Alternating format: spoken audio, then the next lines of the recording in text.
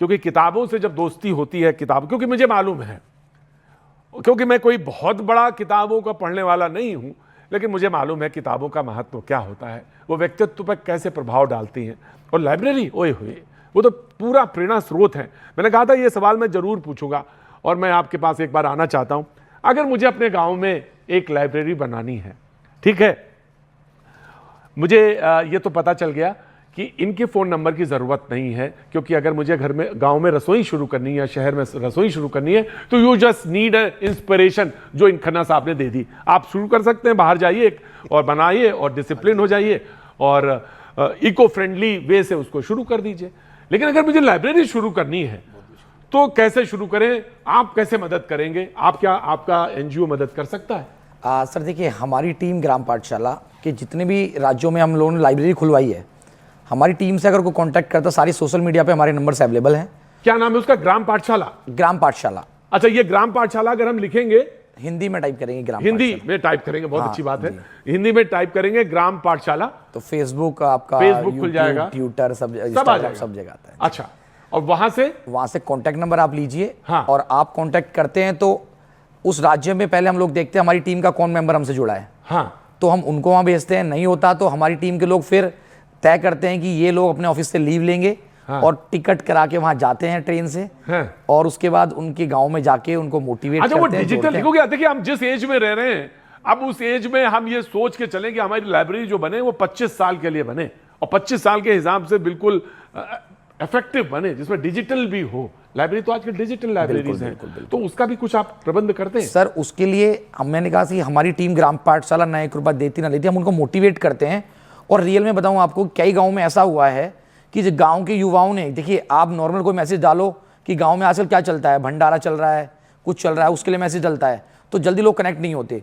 पर जब गांव के ग्रुप में लोगों ने मैसेज डाला कि भाई इस गांव में लाइब्रेरी बनी, उसके लिए कंट्रीब्यूशन हो रहा है, तो यूएस से, यूके के जो लोग गाँव छोड़ के 20 साल 30 साल पहले चले गए, उन लोगों ने कहा पुस्तकालय बन रहा है, तो इवन उन लोगों ने वहाँ से भी कंट्रीब्यूशन किया और वो लाइब्रेरी आगे बढ़ी। इवन एक और मैं बताऊँ आपको, टीम ग्राम पाठशाला में जब कोविड हुआ तो हमारे पास जितनी लाइब्रेरी हमारी थी, 1000 से 1500 लाइब्रेरी थी, हम लोगों ने एक मैसेज डाला RW ग्रुप, अपने ग्राम पाठशाला वाले ग्रुप पे, और कनेक्ट किया, तो सभी लाइब्रेरीज को हमने कोविड सेंटर में कन्वर्ट कर दिया। और इवन गांव के अंदर उस कोविड लाइब्रेरी के अंदर आपको जो है अपना ऑक्सीजन, ग्लव, पीपी किट, सारे मतलब वो व्यवस्थाएं, सारी व्यवस्थाएं थी। मैं आपका सच में इसलिए जानना चाहता था कि अगर कोई प्रोग्राम देखता है तो उसके दिमाग में आता है कि लाइब्रेरी शुरू करें। एक और सर, हाँ, कि अब हमारी टीम ग्राम पाठशाला उत्तर प्रदेश के मुख्यमंत्री माननीय योगी जी से मिली। हमारे MLA जेवर धीरेन्द्र सिंह जी हैं, वह भी हमारी टीम के सदस्य हैं। उन्होंने भी घोषणा की है कि पूरे प्रदेश की पहली विधानसभा जेवर होगी जिसके एक एक गांव का खुद का पुस्तकालय। मैं तो चाहता हूं कि सिर्फ यही नहीं, मैं तो अगर ये बात कह रहा हूं कि केरल से लेकर तमिलनाडु और लेह लद्दाख तक की बात कर रहा हूं, कि वहां तक के बच्चे, ईस्ट में बात कर रहा हूं, नॉर्थ ईस्ट की बात कर रहा हूं और गुजरात तक की बात कर रहा हूं, कि कोई अगर देख रहा है प्रोग्राम तो उसको ये प्रेरणा मिले। खन्ना साहब, आप बगैर भोजन के तो कुछ होता नहीं है, ये तो मैं समझ गया।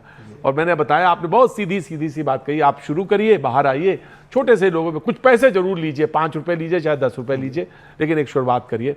लेकिन मैं तानसेन जी आपके पास आता हूँ, मैं जानना चाहता हूँ कि नौकरी तो बहुत सारे लोग कर रहे हैं, लेकिन थान सिंह क्या कर रहे हैं ये जानना बहुत जरूरी है। नौकरी बहुत सारे लोग पुलिस सेवा में कर रहे हैं, किरण जी भी हैं, वो भी कर रही हैं, वो भी बताएंगे, लेकिन थान सिंह में क्या है, कहां से प्रेरणा आती है थान सिंह, मैं ये जानना चाहता हूं। और ये एक नजीर बनती है समाज में कि ये पुलिस है हमारी, जो हमारे लिए खड़ी है, तो ये कहां से आती है, प्रेरणा कहां से आई? सर, प्रेरणा मेरे माँ बाप से मिली मुझे, जिन्होंने वो समय देखा, उन्हीं से मुझे प्रेरणा मिली और उसी प्रेरणा को मैं आगे बढ़ा रहा हूँ कि मैं उन बच्चों को जिनके माँ बाप ने कभी स्कूलों के रास्ते या उनकी पीढ़ी दर पीढ़ी कोई पढ़ा लिखा नहीं है, अगर मैं नहीं कहता वो नौकरी करें, पर कम से कम इतना तो पढ़ लिख ले कि वो आगे अपने बच्चों को पढ़ा सके।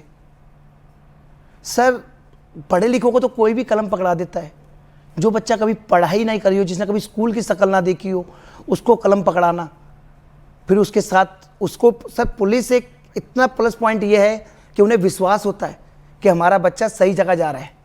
उन्हें थोड़ा सा डर भी होता है कि पुलिस है। आज कितने बच्चे हैं आपके पास? सर, मेरे पास 130 बच्चे अलग है, 50 बच्चे अलग हैं, यानी कि 200 से ऊपर बच्चे हो जाएंगे सर। और उसको सब मैनेज कर रहे हैं आप? सर ये देखिए ना, अगर आप कोई भी एक अच्छा कार्य करोगे गुरुद्वारा शीशगंज साहब से जब मैंने उनसे लंगर के लिए बात करी तो उन्होंने कहा कि अगर हम 20,000 लोगों को लंगर खिला सकते हैं तो थान सिंह तुम्हारे बच्चों को खाना देने में, प्रसाद लंगर देने में क्या दिक्कत है। तो मेरे डेली लंगर मेरा उन शीशगंज गुरुद्वारे से आता है उन बच्चों के लिए सर। और शिक्षा के लिए, टीचरों के लिए माता सुंदरी कॉलेज, एनएसएस की वॉलंटियर, आप अगर कभी भी कोई, और सर लाने ले जाने के लिए व्यवस्था देखिए सर। जब उन्होंने देखा कि जब बाहर जो रिक्शा चला रहे, जब उन्होंने देखा कि एक पुलिस वाला ऐसे ऐसे बच्चों के लिए ये काम कर रहा है तो यार हम क्यों नहीं करें। तो सर बच्चों तान को सिंह जी, आपकी कहानी बहुत प्रेरणा वाली है। मैं भी आप शो में बहुत जल्दी आपको फिर से एक बार आमंत्रित करूंगा जो बात करेंगे। और लड़कियों को खास तौर से कुछ कहना चाहती हैं जो घर से नाराज होकर निकल जाती हैं, वेरी शॉर्ट। जी बिल्कुल, मैं लड़कियों को ये कहना चाहूँगी कि आपके सबसे अच्छे वेलविशर आपके माता पिता हैं, आपके गुरु हैं, उनकी बात को सुनिए और वो कभी आपका बुरा नहीं चाहते। आप अनजान लोगों के साथ दोस्ती करके या घर में उनको मुझे आज सच में आज बहुत अच्छा लगा और आप सारे लोग प्रेरणा स्रोत हैं। मैं आपको सबको नमस्कार करता हूं, शुभकामनाएं देता हूं। और ये प्रोग्राम मैंने एक छोटे से कॉमा के साथ खत्म कर रहा हूं आज सिर्फ, लेकिन मैं लगातार ऐसे समाज में जो होते कर रहे हैं लोग, उनसे प्रेरणा लेने के लिए ऐसे लोगों को बुलाता रहूंगा। बहुत बहुत शुक्रिया, थैंक यू सो मच। बने रहिए हमारे साथ।